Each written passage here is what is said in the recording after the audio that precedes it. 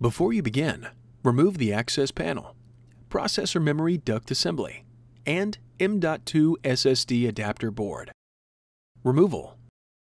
To release the heatsink, press each of the hooks in and then pull out in the following order: 1, 2,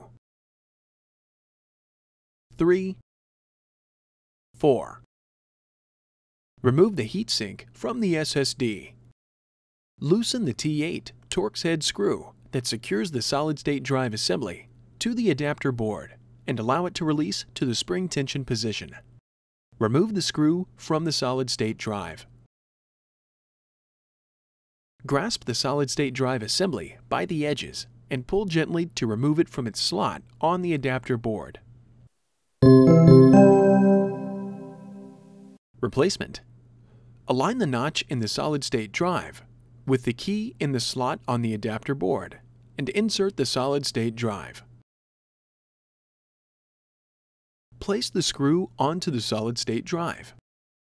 Press the solid-state drive down and tighten the T8 Torx head screw that secures the solid-state drive assembly to the adapter board.